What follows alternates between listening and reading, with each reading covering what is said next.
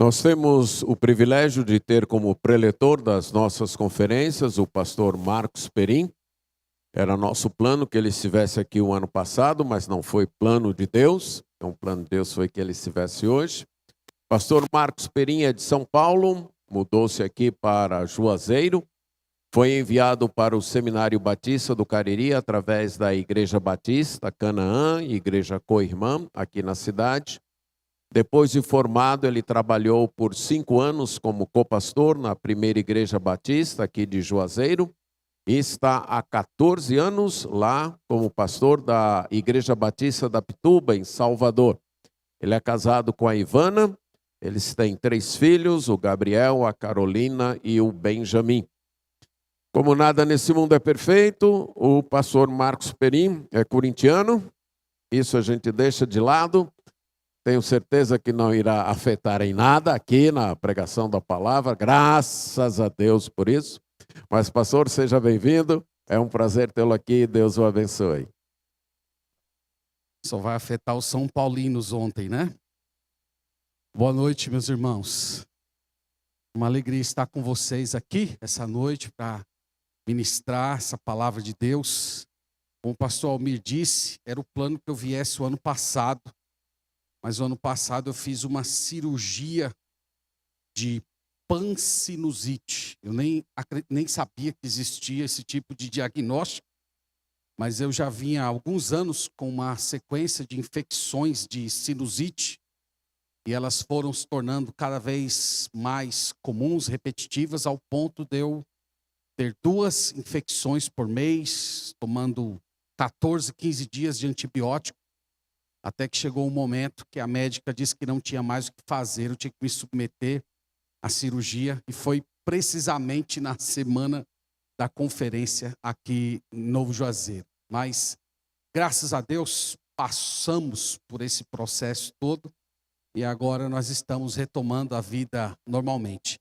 Eu vim com a minha família, a Juazeiro, a Ivana e os pequenos não puderam estar, mas o Gabriel está aqui.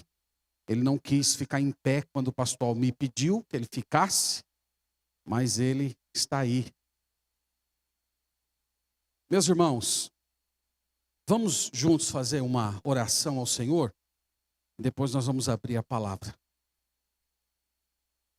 Deus Santo, estamos reunidos na Tua presença essa noite, para a Tua glória, para o Teu louvor. Nós entoamos canções ao Senhor e o desejo do nosso coração é que cada uma delas tenha agradado a Ti e que tenham chegado ao trono da Tua glória como expressão do nosso amor, do nosso apreço. Agora, Senhor, nós vamos abrir a Tua palavra e nós suplicamos que o Teu Espírito Santo seja o grande mestre e professor dos nossos corações. Que Ele nos instrua na verdade da Tua palavra, iluminando a nossa mente, trazendo cada pensamento cativo a Cristo. Inspirando os nossos corações a nos comprometer com esse grande projeto do Senhor, que é o de fazer o Teu nome conhecido em todas as nações. Nós pedimos isso no nome do Teu Filho Jesus. Amém. Amém. Meus irmãos, a nossa conferência tem como tema a salvação pertence ao Senhor, e nós escolhemos um livro que vai orientar as nossas exposições. Então quero convidá-los a abrir no livro do profeta Jonas. Então vamos até o Antigo Testamento, nos profetas menores, e vamos abrir a palavra de Deus no livro de Jonas, e é essa obra que vai nos conduzir durante esta conferência, enquanto avaliamos aquilo que o Senhor tem a nos ensinar a respeito do tema proposto. Então deixa aí a sua Bíblia aberta em Jonas capítulo 1. Esse livro, irmãos, é um livro simples, é um livro conhecido, é um livro que as nossas crianças aprendem sobre ele na escola dominical, nos clubes bíblicos. Então eu tenho certeza que todos os crentes estão bem íntimos desta obra. Mas todos vocês devem saber que Jonas é um personagem, no mínimo, intrigante. Ele é o mais bem-sucedido de todos os fracassados. Em um único sermão para a cidade de Nínive, um sermão que não passou de 5 palavras, ele pôde ver um profundo impacto espiritual. Centenas de milhares de pessoas se converteram enquanto o profeta fazia o possível para que a sua missão falhasse. Jonas, ele tentou impedir um dos maiores avivamentos que a história bíblica já conheceu. E é por isso que ele é um personagem tão intrigante para nós hoje. A história desse livro se passa por volta do ano 770 a.C. O Império Assírio, tendo Nínive como sua capital, era a grande potência nacional, ou a grande potência mundial. Era uma nação pagã e violenta, e que se constituía como uma ameaça à prosperidade que Israel estava desfrutando. Então isso já dá para os irmãos terem uma ideia do porquê Jonas não queria pregar para esse povo. Mas o que nós vamos ver aqui é que Deus planejou constituir para si uma comunidade de adoradores, e Jonas não queria que pagãos ninivitas se tornassem adoradores do Deus vivo e verdadeiro. O ministério desse profeta se deu durante o reinado de Jeroboão II. Ele é mencionado no segundo livro dos Reis, capítulo 14, verso 25. O nome Jonas significa pomba, mas longe de ser um homem pacífico, Jonas trava uma guerra contra Deus e contra os seus inimigos, os ninivitas. Nós veremos ao longo da nossa exposição que ele tem um temperamento emburrado, sem misericórdia e rebelde contra o Senhor. Muitos querem fazer do peixe o centro dessa obra literária, mas na verdade o centro do livro é a pessoa de Deus. Nós temos uma autobiografia de Jonas, mas Deus ocupa todos os lugares importantes deste livro. Há muitas maneiras de se dividir essa obra, de se concebê-la. Eu gostei muito de uma que está num pequeno livro que foi publicado pela editora Fiel, do pastor Stuart Olliott. Ele aborda cada capítulo utilizando uma posição de Jonas. Então, no capítulo 1, por exemplo, ele diz que Jonas está de costas. No capítulo 2, Jonas está de joelhos. No capítulo 3, Jonas está andando. E no quarto capítulo, Jonas está assentado. É uma boa forma de ler esse livro aqui. Então, no primeiro capítulo, nós vamos ver a rebeldia desse homem, ou para usar a estrutura do pastor Stuart, nós veremos Jonas dando as costas a Deus. E o que nós aprenderemos, irmãos, nesse primeiro capítulo, é que é perigoso resistir a Deus. É perigoso dar as costas para o Senhor. É perigoso se rebelar contra a vontade revelada do Senhor. E nós vamos ver isso em 4 movimentos do argumento. Nós vamos ver que Deus chama, Deus governa, Deus restaura e Deus salva. Conseguiram memorizar? Conseguiram? Eu também não consegui, eu estava dando uma pescadinha aqui, viu? Então vamos começar, irmãos. Vamos começar vendo o chamado. Deus chama. E vamos lendo. E à medida que a gente for lendo, nós vamos fazendo algumas pausas aqui para trazer algumas explicações para os irmãos. Então, capítulo 1, do verso 1 ao 3, leia comigo, leia com fé a palavra do Senhor, que diz assim: Veio a palavra do Senhor a Jonas, filho de Amitai, dizendo: Dispõe-te e vai à grande cidade de Nínive e clama contra ela, porque a sua malícia subiu até mim. Jonas se dispôs, mas fugiu da presença do Senhor para Tarsis. E tendo descido a Jope, achou um navio que ia para Tarsis. Pagou, pois, a sua passagem e embarcou nele, para ir com eles para Tarsis, para longe da presença do Senhor. Então, o primeiro movimento, irmãos, dessa história é o chamado. Deus chama. E o que nós vemos logo aqui de cara, irmãos, é que o Senhor, muitas vezes, ele age de um modo um tanto misterioso. Nós percebemos que o início dessa história envolve 2 grandes povos. De um lado, como eu disse, há o grande império assírio, um povo pagão, cruel, sem escrúpulos.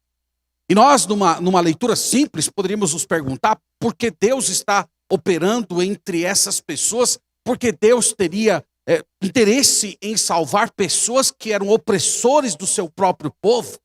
Então nós temos eles de um lado. E do outro lado nós temos o povo de Israel, que nesse momento estava vivendo uma situação de riqueza material, de expansão social, mas ao mesmo tempo eles eram tão miseráveis espiritualmente. Eles usavam o nome de Deus, mas de fato aquele povo não estava amando ao Senhor. Então o que nós percebemos é que de um lado ou de outro, o Senhor ele tem interesse em agir entre pessoas infiéis, os infiéis do seu povo e os infiéis pagãos. E Deus faz isso chamando muitas vezes pessoas improváveis para que elas se tornem os seus porta-vozes. Deus, comparada a outras nações, Israel era completamente inexpressivo no palco mundial. Mas naquela pequena nação infiel, o Senhor levantou o seu profeta.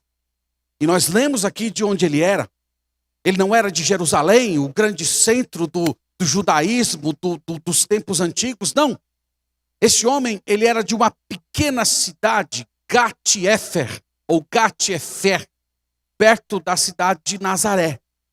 Ele era filho de Amitai, ele foi contemporâneo de outros profetas, como Oséias e Amós, mas o que diferenciava ele, em termos de vocação, dos demais profetas, é que nós poderíamos dizer que ele foi o primeiro missionário transcultural da história antiga. Deus chama. E Deus, irmãos, ele opera muitas vezes em locais que nós não esperávamos ver a sua obra acontecendo.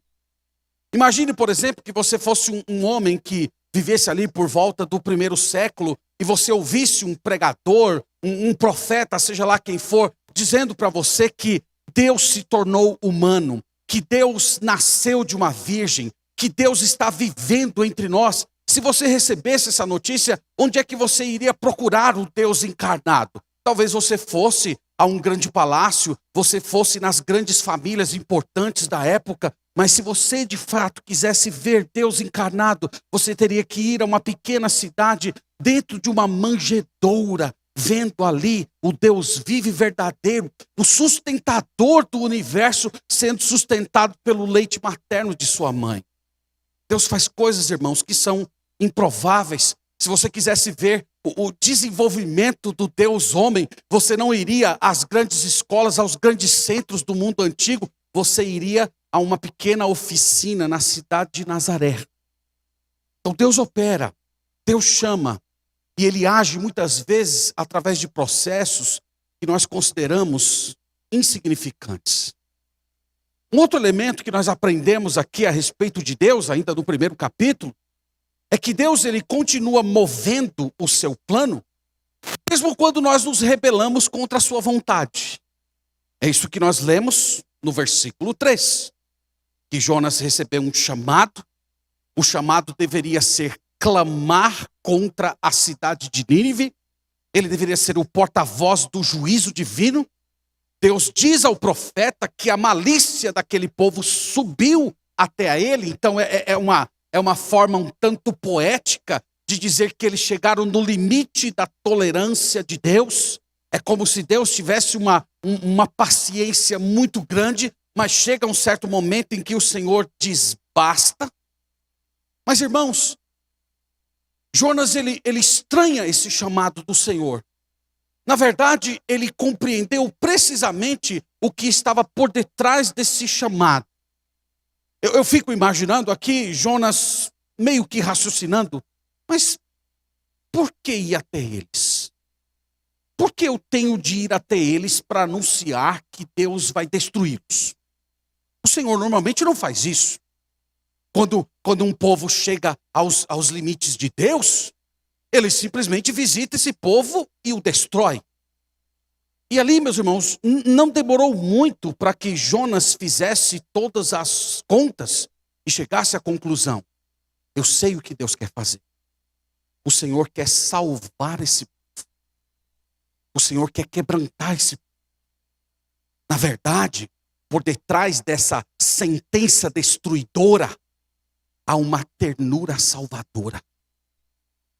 Isso aqui, irmãos, que eu estou falando para vocês, não é simplesmente uma imaginação minha.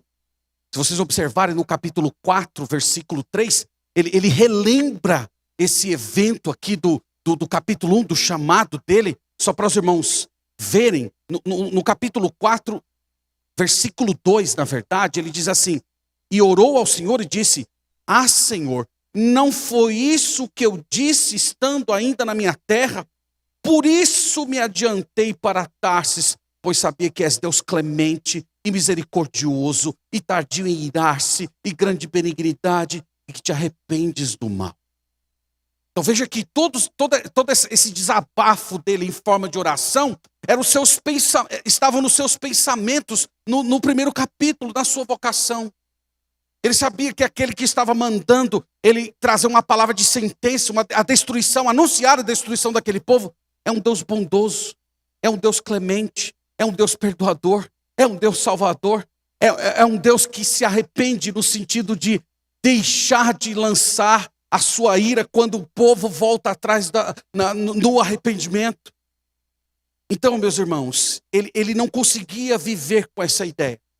Na verdade, o plano desse homem aqui é que a Síria continuasse sim perversa. E dessa forma, Deus iria visitá-los com a destruição, e eles não seriam mais uma ameaça, eles não iriam mais ferir o povo de Israel. E como ele não conseguia conceber um mundo no qual os seus inimigos fossem tornados seus amigos espirituais, o profeta resolveu desafiar a ordem de Deus. O texto diz que ele resolveu fugir para longe da presença do Senhor. É irônico isso, não é? Fugir para longe da presença do Senhor. É possível fazer isso? É possível ir para longe da presença do Senhor? Ah, irmãos, o pecado faz com que a gente acredite que sim. O pecado, ele possui um quê de tolice, de fazer a gente acreditar que nós podemos desobedecer a Deus e ainda está tudo certo. Mas o Senhor, conforme eu disse, ele continua governando, ele continua conduzindo o seu plano, mesmo quando nós achamos que temos as rédeas da história em nossa mão. Então eu queria dizer para os irmãos aqui nessa parte inicial que o Jonas, ele é meio que um espelho que reflete a nossa própria imagem. Porque tantas vezes nós achamos que podemos desobedecer a Deus, que nós podemos escapar da disciplina corretiva de Deus, nós achamos que podemos fazer as coisas do nosso jeito e no final vai dar tudo certo. Dá errado para todo mundo, mas no meu caso vai dar certo. Então Jonas, ele é colocado aqui como um espelho. E o texto diz que como ele não conseguia conviver com essa ordem do Senhor, ele resolveu fugir. Ele arrumou as suas malas, foi para o principal porto da Terra Santa, comprou uma passagem para Jope, ou melhor, uma passagem de Jope, do porto de Jope, para ir para Tarsis. E o que o Senhor fez aqui, irmãos? Num primeiro momento, o Senhor não fez nada. Num primeiro momento, parece que o plano de Jonas daria certo. Mas como eu disse, aqui nós temos uma verdade poderosa a respeito de Deus. Deus chama. Deus chama. Deus vocaciona. Deus vocaciona até aquelas pessoas que resistem à sua vontade. Então isso é sobre Deus, não é sobre Jonas. Segundo ensino, segundo movimento da narrativa, é o que Deus governa. Nós aprendemos isso aqui. Olha comigo na leitura do verso 4 e vamos até o versículo 7 agora. Versículo 4 nós lemos assim: mas o Senhor lançou sobre o mar um forte vento e fez-se no mar uma grande tempestade. E o navio estava a ponto de se despedaçar. Então os marinheiros, cheios de medo, clamavam cada um ao seu Deus e lançavam ao mar a carga que estava no navio para o aliviarem do peso dela. Jonas, porém, havia descido ao porão e se deitado, e dormia profundamente. Chegou-se a ele o mestre do navio e lhe disse: que se passa contigo? Agarrado no sono? Levanta-te, invoca o teu Deus. Talvez assim esse Deus se lembre de nós para que não pereçamos. E diziam uns aos outros: vinde e lancemos sortes para que saibamos por causa de quem nos sobreveio este mal. E lançaram sortes e a sorte caiu sobre Jonas. Deus governa, irmãos. É isso que nós aprendemos na segunda sessão desse livro. Deus governa os ventos e as ondas. A natureza segue o curso da providência de Deus. A história nos diz que o Senhor mandou um vento fortíssimo. Somente um Deus todo-poderoso pode fazer isso. E por meio dessa tempestade nunca vista, Deus estava ali expressando a sua ira santa. Nós percebemos que no versículo 4 começa com um mas. É essa virada de chave no curso dos acontecimentos. Parecia que estava dando tão certo para Jonas que ele finalmente iria conseguir fugir da ordem do Senhor. Mas aí vem um mas de Deus, né? E quando o Senhor nos pega nesse mas, a nossa vida fica bem complicada. E foi o que aconteceu aqui. Os marinheiros foram tomados por um desespero. E os irmãos sabem, esses homens eram experientes no mar. Não é qualquer tempestade que deixa homens do mar atemorizados. Eu faço algumas viagens, irmãos. Eu já fiz algumas viagens de barco. Mas em viagens de avião, especialmente, eu sempre fico de olho nas comissárias de bordo. Principalmente, eu estou falando dos momentos de turbulência. Então, quando o avião começa a tremer, eu foco nelas. Como é que elas reagem? Eu estava fazendo uma viagem uma vez para Luiz Eduardo Magalhães, e na hora que o avião estava pousando, começou a chacoalhar, e eu notei que a comissária de bordo se sentou, e ela agarrou com muita força a cadeira dela e fez uma careta. Esbugalhou os olhos, eu falei: meu Deus, não tá bom. Não tá bom. Já tiveram outras turbulências em que o avião está chacoalhando e eu olho lá para o pessoal do bordo, eles estão conversando tranquilamente, estão rindo, mexendo no celular. Então, normalmente as pessoas experientes, elas conhecem essas movimentações. Mas o que estava acontecendo aqui, irmãos, era algo sobrenatural. Havia nesses homens ímpios uma consciência de que um poder divino estava por detrás daquele vento e daquelas ondas.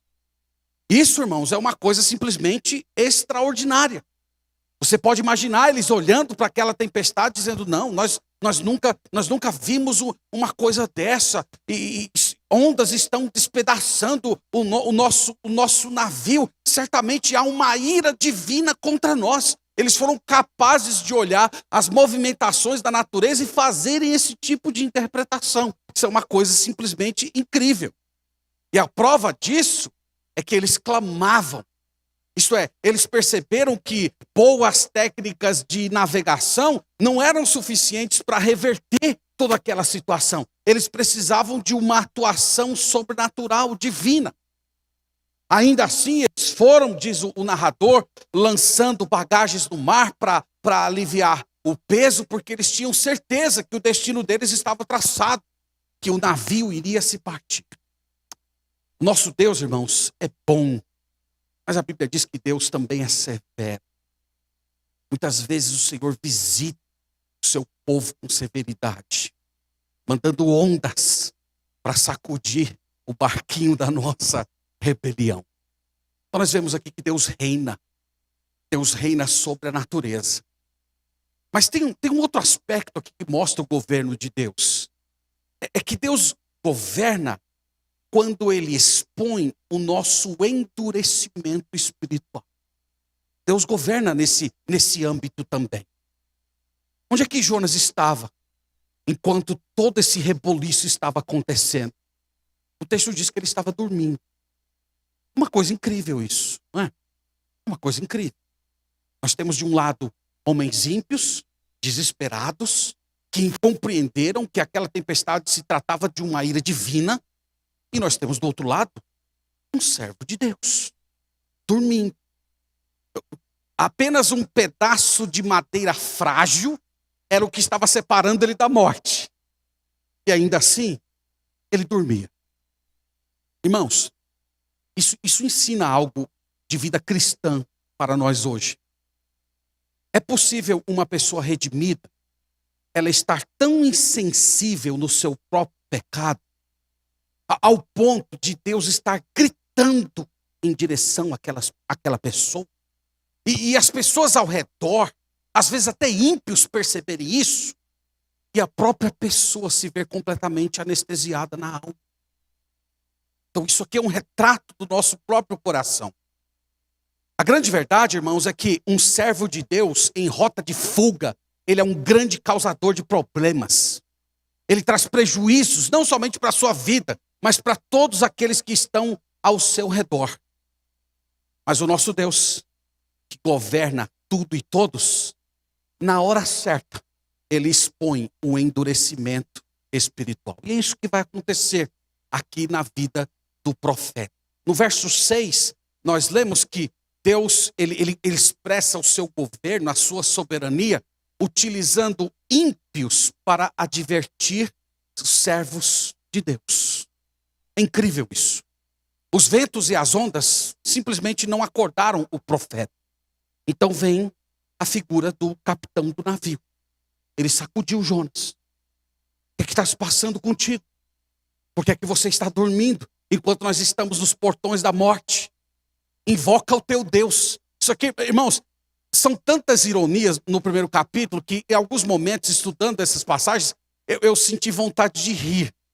Porque o homem ímpio está dizendo para o crente que ele fosse orar. Vai orar.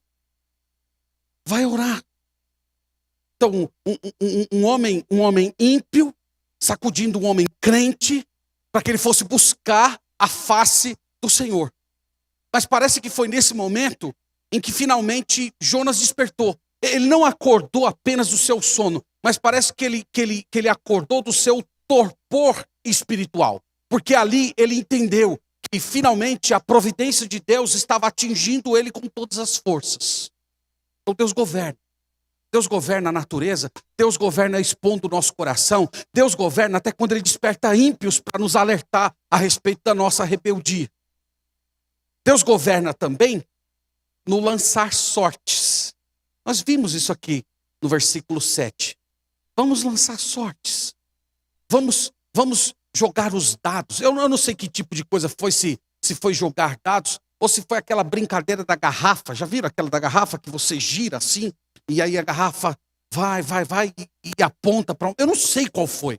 Mas o fato é que eles lançaram sortes. Então quando você já brincou lá alguma vez de cara ou coroa, você joga para o alto, Deus sabe qual é o lado da moeda que vai cair. Provérbios 16:33 diz isso, que o homem pode até lançar sua sorte no regaço, mas a resposta final vem do Senhor. Então, não existe acaso. Não existe, irmãos, não existe uma força impessoal.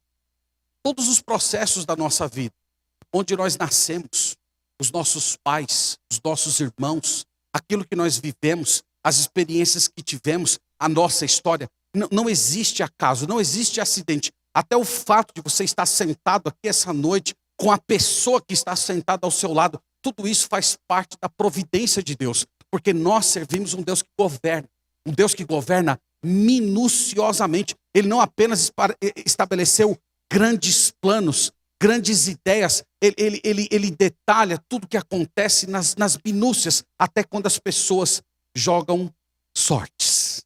Portanto, não há como fugir dele, porque ele governa tudo e todos. Bom, a terceira verdade que esse texto nos ensina sobre Deus, que Deus restaura. Só que Deus restaura, irmãos, à sua maneira. Deus restaura do seu jeito. Deus restaura conforme a sua agenda. Vamos ler agora do verso 8 ao 12. Continue comigo aí nessa história tão fascinante. Então lhe disseram: declara-nos agora, por causa de quem nos sobreveio este mal? Que ocupação é a tua? De onde vens? Qual é a tua terra? E de que povo és tu? Ele lhes respondeu: sou hebreu e temo ao Senhor, o Deus do céu, que fez o mar e a terra. Então os homens ficaram possuídos de grande temor e lhe disseram: que é isto que fizeste? Pois sabiam os homens que ele fugia da presença do Senhor, porque ele o havia declarado. Disseram-lhe: que te faremos para que o mar se nos acalme? Porque o mar ia se tornando cada vez mais tempestuoso. Respondeu-lhes: tomai-me e lançai-me ao mar, e o mar se aquietará. Porque eu sei que por minha causa nos sobreveio esta grande tempestade. Irmãos, Deus restaura. Deus não restaura todos os rebeldes da mesma forma. Mas há um roteiro que parece que Deus usa ao longo da história da salvação. Deus normalmente usa pessoas para serem instrumentos da sua restauração. Normalmente Deus utiliza palavras que são proferidas por lábios humanos. Esses lábios humanos, eles trazem a palavra de Deus, mas frequentemente o Senhor usa pessoas. Mais especificamente, poderíamos dizer que Deus usa perguntas que sondam o nosso íntimo. Os irmãos vão acompanhar comigo e os irmãos vão perceber que ao longo desse livro, algumas vezes o Senhor utiliza perguntas para confrontar o coração desse profeta. Aqui o Senhor está fazendo perguntas, mas através dos lábios dos homens ímpios. Mas no final do livro, nós teremos o próprio Deus fazendo perguntas a esse homem. E os irmãos sabem que boas perguntas, elas nos costumam meio que nos deixar sem saída. Então eu tive essas experiências num tempo seminarista, nas aulas de teologia com o pastor Almir. E fazia perguntas terríveis. E se você respondesse uma vírgula errada, ele pegava você na sua vírgula. E você ficava sem saída. Então perguntas fazem isso com a gente. Nós lemos no versículo 7 que a sorte caiu sobre Jonas. E a próxima cena que nós vemos no versículo 8 é de um grupo de marinheiros ao redor de Jonas. E a gente percebe pelo tom da fala que o narrador nos apresenta, que há uma mistura de temor e indignação. Então eles estão com medo de tudo aquilo que está acontecendo, mas ao mesmo tempo eles estão meio que indignados contra o profeta, questionando como ele pôde ser tão desobediente ao Senhor. E eles fazem perguntas: de onde você é? O que aconteceu? Qual é o seu povo? E ele responde, irmãos, em primeiro lugar ele diz: eu sou hebreu. Essa resposta é uma resposta maravilhosa. Eu sou hebreu, eu sou do povo da aliança. Eu faço parte de uma geração que foi objeto de uma revelação direta do Deus vivo e verdadeiro. Nessa frase, eu sou hebreu, ela é carregada, irmão. Se a gente fosse desempacotar essa frase, nós poderíamos citar os patriarcas, nós poderíamos citar o Êxodo, nós poderíamos citar a figura de Moisés, nós poderíamos lembrar do rei Davi. Há tantas informações presentes nessa simples frase: eu sou hebreu. Em segundo lugar, ele diz: eu temo a Deus. Interessante isso, né? Ele teme a Deus mesmo. Eu acho que nesse momento ele já estava temendo. Mas ele não é exatamente um exemplo de temor ao Senhor, pelo menos até esse ponto. E tem algo ainda mais maravilhoso que ele diz a respeito de Deus. Ele diz: eu sirvo ao Deus do céu. Por que ele não disse Deus de Israel? Porque, irmãos, ele queria revelar para esses marinheiros que o Deus revelado na Sagrada Escritura, ele não é um Deus provinciano. Ele não é um Deus de um simples lugar. Nas religiões antigas, os deuses eles estavam muito ligados à terra. Os deuses estavam conectados à identidade de um povo. E quando Jonas diz: eu sirvo ao Deus dos céus, ele está falando: o mundo inteiro pertence a Deus. Então, o nosso Deus não é um Deus provinciano. Ele tem poder sobre tudo. Ele tem poder sobre a terra. Ele tem poder sobre o mar. Francamente, irmãos, é simplesmente uma apresentação maravilhosa que ele faz do Senhor. E quando ele conta a sua história, o autor aqui resume tudo isso, mas ele fala da sua desobediência. Esses homens começam a exortar a ele.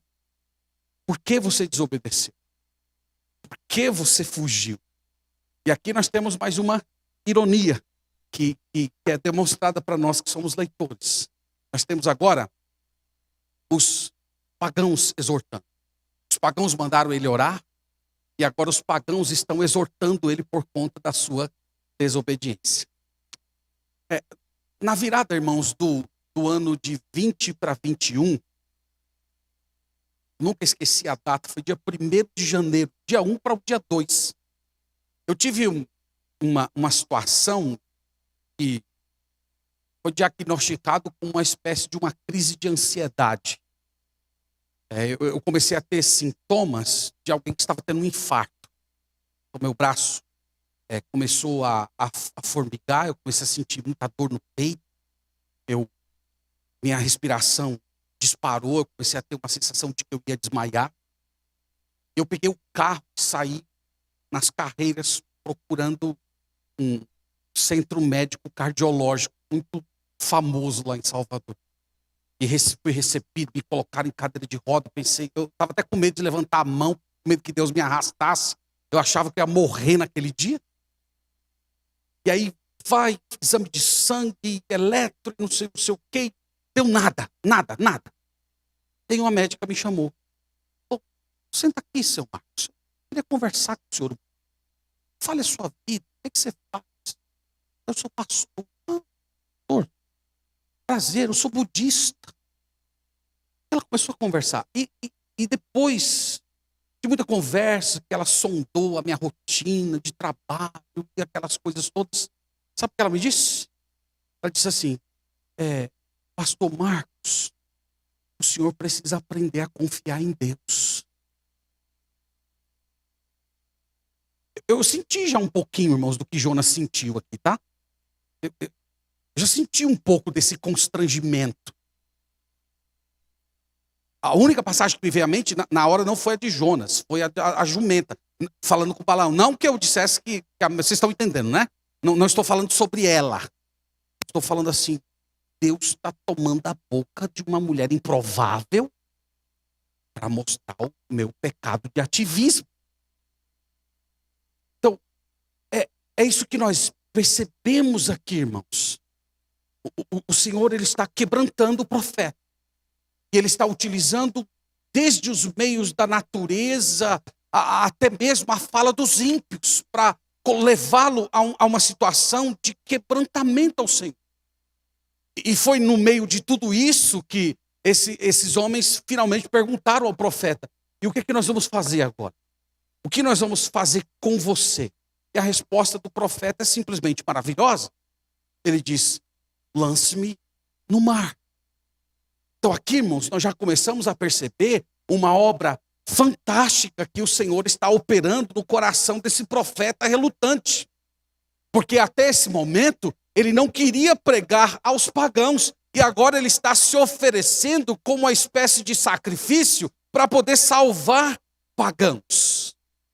Então nós começamos a perceber as primeiras mudanças, os contornos da alma desse homem estão se voltando para o Senhor. E a vida dele está sendo restaurada por exortações.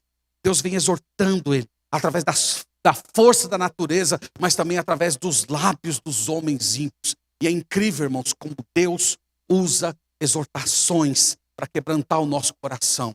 Nós, na igreja nós cantamos, na igreja nós desfrutamos de comunhão, mas os irmãos sabem, o centro do culto, isso inclusive refletido na nossa arquitetura, é a exortação que nos chega através da palavra do Senhor. É através dela que essa obra espiritual de pegar o nosso coração duro e transformar num coração de carne é realizada.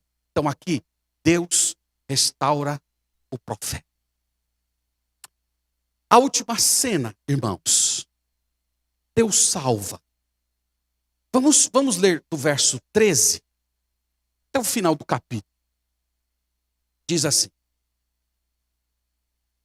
entretanto, os homens remavam, esforçando-se por alcançar a terra, mas não podiam, porquanto o mar se ia tornando cada vez mais tempestuoso contra eles. Então clamaram ao Senhor e disseram: ah, Senhor, rogamos-te que não pereçamos por causa da vida deste homem, e não faças cair sobre nós este sangue, quanto a nós inocente, porque tu, Senhor, fizeste como te aprouve. E levantaram a Jonas e o lançaram ao mar, e cessou o mar a sua fúria. Temeram, pois, estes homens em extremo ao Senhor, e ofereceram sacrifícios ao Senhor e fizeram votos. Deparou o Senhor um grande peixe para que tragasse a Jonas, e esteve Jonas 3 dias e 3 noites no ventre do peixe. Deus salva, meus irmãos. Deus salva os incrédulos. E é muito interessante observar o processo de salvação desses homens. Sabe o que Deus ensinou para eles? Em primeiro lugar, Deus ensinou para eles que a ira divina não pode ser aplacada com esforço humano. Você já aprendeu essa lição? Todo crente em Jesus deve ter aprendido essa lição. Enquanto eles estavam lá tentando aplacar a ira de Deus com o seu próprio esforço, com a força do remo deles, a situação simplesmente piorava. Essa é uma lição, irmãos, que nós aprendemos nesse livro. E essa é uma lição que nós precisamos ensinar aos descrentes. Os nossos vizinhos, os nossos familiares, as nações. Inclusive, essa é a razão pela qual nós fazemos obra missionária. Porque nós temos aí multidões e multidões de pessoas que estão achando que elas podem ser salvas pelo seu próprio desempenho. Que elas podem remar, esforçando-se para chegar até a sua salvação. E nós fomos as pessoas comissionadas por Deus para ensinar isso para elas, que Deus não salva dessa maneira, que os esforços humanos são inúteis. A salvação só ocorre por meio da substituição. Uma vida só pode ser salva quando outra vida é sacrificada. Então nós encontramos aqui nessa cena uma espécie de um embrião do evangelho. Jonas se oferecendo como sacrifício. Jonas entregando a sua vida para que esses homens recebessem a própria vida. Mas esses homens não querem sacrificar. Eles acham isso difícil. Na verdade, eles estão com medo de fazer isso. E eles continuam, diz o versículo 14, se esforçando, como se eles quisessem encontrar uma outra solução. Mas eles não conseguem. Porque a ira de Deus só pode ser aplacada mediante o sacrifício. E o Senhor, irmãos, os leva aqui nesse ponto a uma oração muito quebrantada. Uma oração piedosa, bela, emotiva, intensa. Eles apelam ao Senhor. Eles apelam à misericórdia de Deus. E é dessa maneira, meus irmãos, que a salvação acontece quando nós, conscientes da nossa própria culpa, nos lançamos à misericórdia de Deus. Nessas horas, as palavras que nós afirmamos, elas não são tão importantes, porque os processos mais fundamentais, eles estão ocorrendo de fato dentro do nosso coração. Mas algumas pessoas falam, outras pessoas ficam mudas, outras pessoas choram, outras pessoas riem. Há esses aspectos que são tanto mais subjetivos, mas o que é objetivo é que Deus vai tornando o coração duro em um coração de carne. Deus vai regenerando e tornando tudo novo. E logo, logo, esses homens recém-convertidos, eles são ensinados por Deus. A primeira lição de discipulado deles é que eles precisam obedecer ao Senhor. Eles jogam Jonas. E o texto diz, irmãos, que depois disso eles foram tomados de um profundo temor. Aqui nós só podemos usar a nossa imaginação. Então você pode tentar formar na sua mente um mar revolto com ondas enormes, em tempo de destruir aquele navio, as pessoas desesperadas. E quando o profeta cai na água, silêncio, calmaria, ou para usar a expressão do Novo Testamento, bonança, tranquilidade, senso de segurança. E a história diz que eles foram tomados por um profundo temor.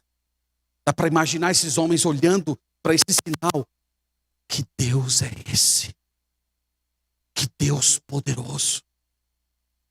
Só um ser todo-poderoso pode mudar o curso da natureza de uma forma tão radical. Então eles são tomados de temor. O texto diz também que eles adoram a Deus. Eles fazem sacrifícios ao Senhor. Eles realizam culto ao Senhor. O texto diz também que eles se consagraram a Deus. Eles fizeram votos, eles fizeram compromissos com o Senhor, provavelmente de servi-lo, de amá-lo, de adorá-lo. E o mais intrigante, irmãos, desse primeiro capítulo é que esse missionário, em pleno fracasso, ele viu os primeiros frutos do seu ministério relutante. É isso que nós percebemos aqui. Por isso que nós começamos a nossa fala dizendo que ele é o mais fracassado dentre os bem-sucedidos. Todos aqui enxergam que a salvação é pela graça de Deus. E a história termina com ele sendo engolido por um grande peixe. E é isso que nós vamos investigar amanhã, se o Senhor assim nos permitir. Nós temos aqui, irmãos, como eu disse, um capítulo a respeito de Deus. Deus chama, Deus governa, Deus restaura e Deus salva. Antes de concluir, irmãos, eu queria trazer algumas lições que nós podemos depreender dessa narrativa. São poucas lições e depois nós vamos orar ao Senhor. A primeira lição que nós aprendemos em Jonas capítulo 1 é que é impossível resistir à vontade de Deus sem ferir a si mesmo. É impossível. É impossível fugir de Deus. Fugir de Deus é tanto perigoso quanto inútil. O caminho da rebelião é escuro, turbulento, destrutivo, enquanto a estrada da obediência é iluminada pela aprovação de Deus, mesmo quando o Senhor requer sacrifícios da nossa parte. Então, irmãos, quando nós lemos histórias como essa, nós precisamos nos perguntar: para onde nós estamos indo? Nós estamos indo ao encontro de Deus ou estamos indo de encontro a Deus? Nós estamos indo para Nínive ou nós estamos indo para Tarsis? Nós estamos procurando a vontade de Deus ou nós estamos procurando seguir o curso da nossa própria vontade? Algumas vezes, pessoas que optam pelo caminho da desobediência, elas acabam se acomodando ao perceber um certo silêncio de Deus em um primeiro momento. Eu já percebi isso, inclusive, em aconselhamentos pastorais. As pessoas relatando essa sensação de que parece que Deus não se importa, porque nada de errado aconteceu. Na verdade, algumas coisas até parece que começaram a dar certo. Algumas coisas começaram a ficar bem. Algumas pessoas falam, por exemplo, de uma certa tranquilidade interior. Eu estava em conflito, eu estava mal, mas de repente eu me entreguei àquilo que eu estava fugindo, e mesmo sem ser a vontade de Deus, eu experimentei uma paz, eu experimentei uma tranquilidade. Meus irmãos, o silêncio de Deus não significa inatividade. Na verdade, o silêncio de Deus é apenas o sintoma da sua providência silenciosa. É simplesmente o trabalhar oculto, dos bastidores. Muitas vezes esse silêncio de Deus é simplesmente aquele tempo no qual Ele está alinhando o vento, as ondas, as circunstâncias, as pessoas ao nosso redor, para Ele nos colocar em situações nas quais o nosso pecado seja exposto. Quando Deus decide restaurar um filho, Ele o fará. mesmo que ele precise levantar uma tempestade para acordar você. Então, irmãos, vamos olhar para essa história e aprender essa lição espiritual. O nosso Deus, ele é um Deus bondoso, mas o nosso Deus também, ele possui um rigor eterno. E nós não podemos nos permitir sermos desencaminhados por nossas próprias paixões, pelos nossos próprios anseios, e nos vermos seguindo caminhos que vão contra a vontade direta do Senhor. Não vamos desafiar o Senhor. A segunda lição, irmãos, é que essa história, ela ensina qual é o elemento central da missão da igreja. A missão da igreja, ela vai aparecer declarada explicitamente no capítulo 2, versículo 9. A salvação pertence ao Senhor. Mas nós já vemos esse ensino declarado no primeiro capítulo. A nossa missão é essa. A de proclamar que a salvação pertence ao Senhor. Se dependesse de Jonas, Nínive estaria destruído. Se dependesse, irmãos, exclusivamente dos nossos esforços, provavelmente o mundo continuaria perdido. Mas nós vemos aqui que Deus chama, envia, disciplina, restaura e salva. E Ele faz isso em nós, antes de fazer isso através de nós. Deus faz tudo do começo ao fim. E é por isso que o trabalho missionário é possível.